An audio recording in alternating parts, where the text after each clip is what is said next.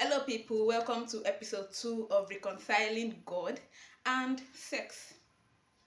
And in today's episode, we're going to be talking about the family system and the role of the family, just basically explaining the role of the family in building a positive society. As Christians, we already know that God's plan for the family is for parents to be responsible enough to birth and to build and raise godly children. If every family is involved in intentionally raising their children right, we will have positive people in society. We will not have all these societal issues. And when these children grow, they tend to pass on these positive values to their own children, and it continues like that, and the world becomes a safe space. So for us to have a peaceful world, the work is actually on the family, not the school, not the church. No, church is an afterthought. The family is the main gun point of any society. The family is the smallest yet powerful unit of the nation, of the world. So to get the world right, to get the nation right, we need to get the family right. Every family want to start being intentional in not just giving birth to children, but raising their children. So God's plan is for parents, families to birth godly children. And yes, you can also have godly, sexually intelligent children. Every value should come from the parent. Parenting is not just being able to birth children. No, it's not just about being able to birth children. You must be able to groom your children to become responsible adults, even to become sexually responsible adults. Every child's first sex education should come from the parent, not from school, not from church. Every child first sex education should come from the parent, and this education should not start when the child is a teenager. No. Right from their infanthood, right from infant to toddler, to their pre-toddler to toddler age, to when they start working and all that. There is a sex education that is age appropriate. You don't start talking to children about sex because they are now teenagers and you are scared that they'll go haywire. No, that's already too late. Because most children get sexually abused in their toddler years. When they are between the age of 6 and 8, most children, I'm not even being specific to just the female gender, both the male and the female gender get sexually abused from when they are between the age of 3 to 8. So imagine waiting as a parent. Oh, I don't want to talk to my child about sex because I don't want them to be sexually active. That is a lie.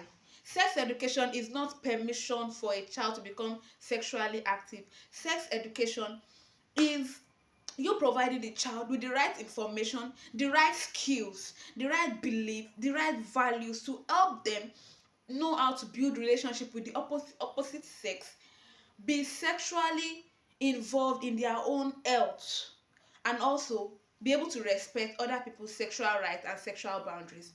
And if you don't start inculcating these values in your children's life at an early age, they will not grow up to become sexually intelligent child. Even the Bible says, train up a child in the way he should grow, and when he goes old, he will not depart from it. Train up a child. And you do not start training a child when a child becomes a teenager. There is a sex education that is appropriate for a toddler. There is a sex education that is appropriate for someone between the age of 6 to 8. There is a sex education that is appropriate for someone between the age of 9 to 12. And there is a sex education that is appropriate for people in their early teenagers, any teenage years. There is a sex education that is appropriate for people in their late teens, and there is a sex education appropriate for people in their early 20s. There is a sex education appropriate for youth and young adults. Every phase of life, there is a sex education appropriate for that years. Yes. There is a sex education appropriate for pregnant women. There is a sex education appropriate for men in their above 40s.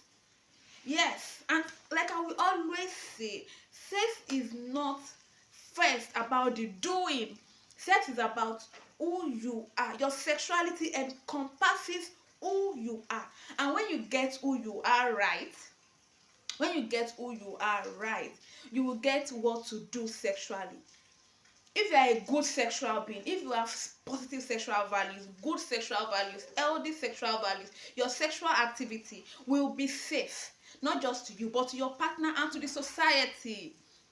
But if you do not know, if you have a negative sexual value, or if you don't even know what sexual values means, you tend to behave in unhealthy sexual activity. I do not care if you are a child of God, because being a child of God does not equal to being sexually intelligent.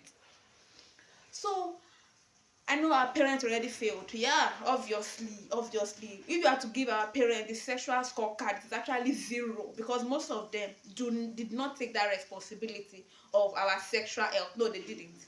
So we that are just growing to become parents, it is now important for us to take on that work, be intentional about starting a sexually intelligent journey for the sake of your children.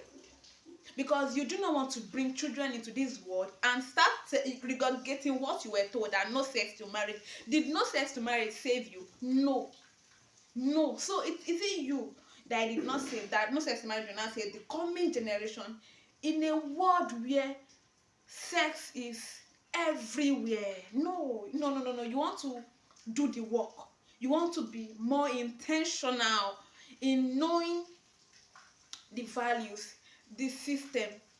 The Bible says that, Proverbs 25 verse 2 says, it is the glory of God to conceal a thing, and the honor of kings to search it out. Honor of kings to search it out. There is a body of knowledge that I'm learning about now. It is about high vibration and low vibration. There are some things that should not pertain to you. Like, this information is actually true and correct, but your level of being shouldn't allow you to relate with some low level information. I won't give you samples now because it's going to distort this whole teaching. So Proverbs 25 verse 2 says, it's the glory of God to conceal a matter, and the honor of kings to search it out. Are you a king? If you are, then you need to start digging deep and start involving yourself in information, resources, wisdom, light, revelation that will help you to become a sexually intelligent parent that will pass down sexually intelligent values to their children, because God is trusting you for your children's sexual health. Yes, God is trusting you for your child's sexual health, and you need to be intentional. You do not want to raise your child from the point of your fear. I know your mommy told you, hey, if they touch you, you get pregnant. No, you're not bringing that information to your child. You are responsible. So you do not want to regurgitate the fear that was passed to you back to your child. In fact, they will slap it back to your face. Children of nowadays, you do not want to teach the fear. You do not want to teach your insecurities to your children. So kings and queens, it is the glory of God to conceal a matter. Diamonds are not exposed. Gold are not exposed. You have to dig deep. And do you know what it means to dig deep? You will dig beyond your trauma. You will dig beyond your fears. You will dig beyond your shame. You will dig beyond your guilt. You will dig beyond what the society is saying. You will dig beyond what your pastor has told you. Because you are a king and you are responsible for your child's sexual health. You are not leaving it to social media. You are not leaving it to lyrics or songs. You are not leaving it to pornographic sites. No, you will not. You are a responsible parent, and you are going to be intentional about your children's sexual health, because God has handed that assignment to your hands. God is intentional about everything He created, and for every child you birth into this world, you, the man who is the head of the home, you are responsible for your children's sexual health. I've come to the end of today's episode. I believe you've learned something new. See you next week, and do well to share this. do well to share this, because people need to come to this level of light. Thank you for sharing, for liking, for subscribing, for commenting. See you next week. Bye bye.